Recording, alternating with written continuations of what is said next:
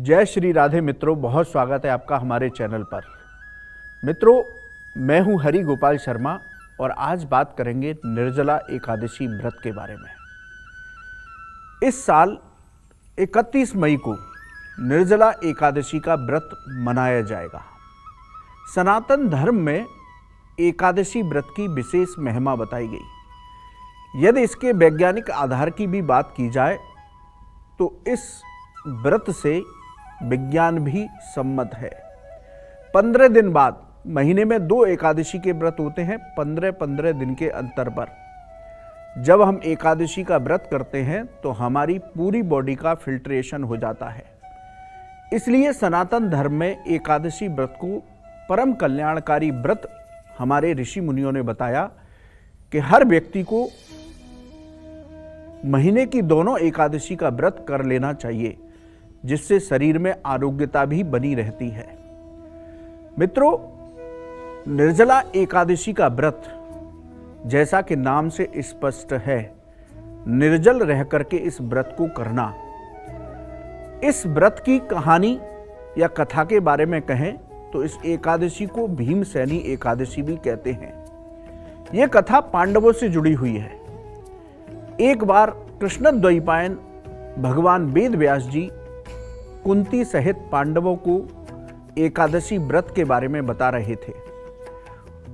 उसका महात्म्य बताते हुए महर्षि वेद व्यास ने कहा कि इस व्रत को करने से साधक को धर्म, अर्थ, काम और मोक्ष ये चारों पुरुषार्थ सहज रूप में प्राप्त हो जाते हैं।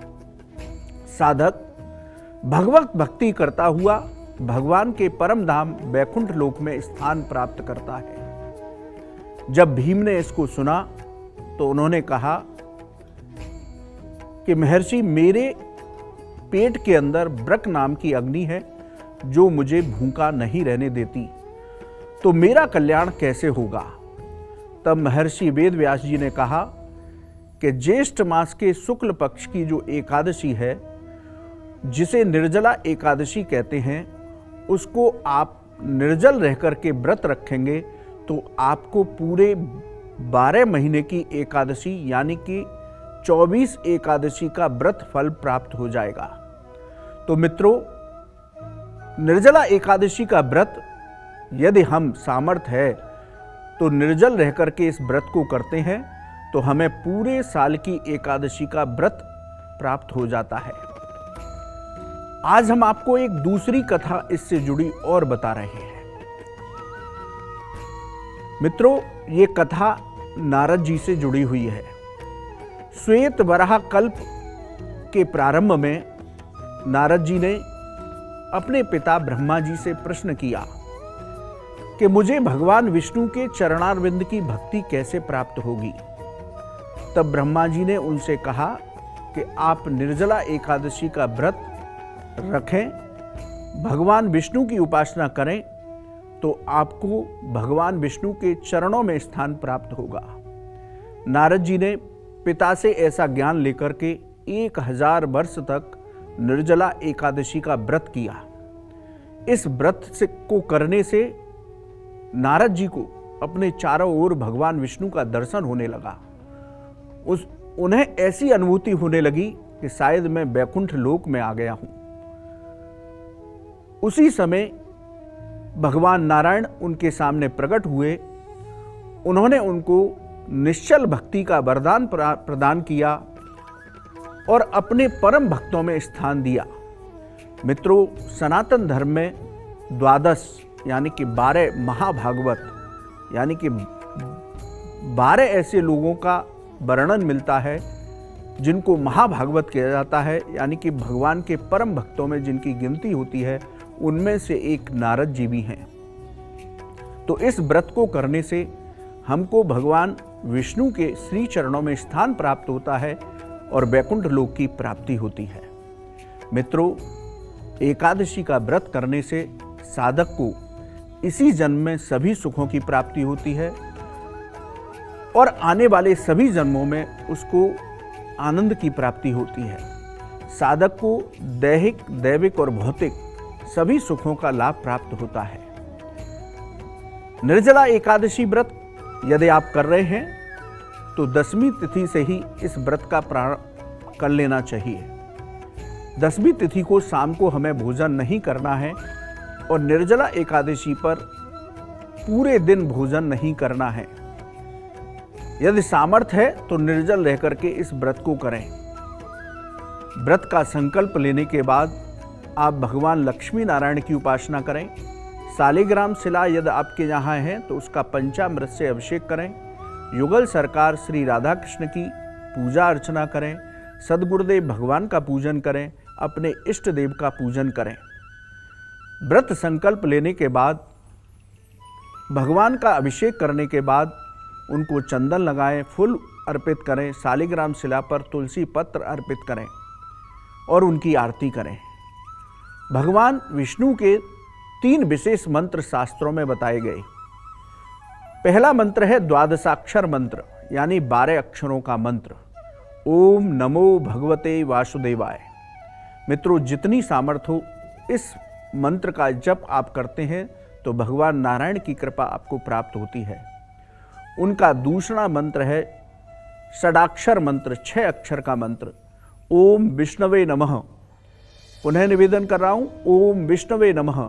इस मंत्र की आप माला जप करते हैं तो भगवान विष्णु की कृपा आपको प्राप्त होती है। उनका तीसरा मंत्र है अष्टाक्षर मंत्र, यानी 8 अक्षरों का मंत्र, ओम नमो नारायणाय। पुनः निवेदन कर रहा हूं, ओम नमो नारायणाय। इस मंत्र की जप करते हैं तो आपको लक्ष्मी नारायण की कृपा प्राप्त होती है। मित्रों, एकादशी का व्रत संकल्प लेने के बाद आप विष्णु सहस्त्रनाम का पाठ करें, गोपाल सहस्त्रनाम का पाठ करें।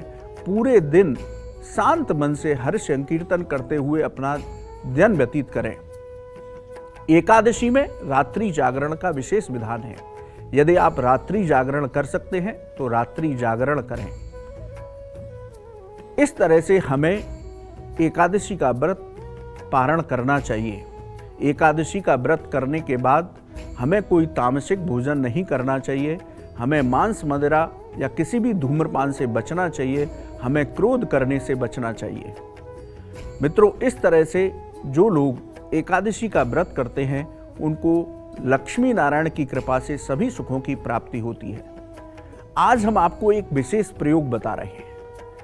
यदि आपकी कोई भी मनोकामना है, धन से जुड़ी है, विवाह से जुड़ी है, व्यापार से जुड़ी है, बच्चों से जुड़ी है, आप निर्जला एकादशी के दिन इस प्रयोग को करिए तो आपकी हर मनोकामना भगवान लक्ष्मी नारायण की कृपा से पूर्ण हो जाएगी। मित्रों, हम अपने हर एपिसोड में बताते हैं कि तुलसी पत्र को और बेल पत्र को आप पुनः प्रयोग कर सकते हैं। आप एक तुलसी पत्र लें।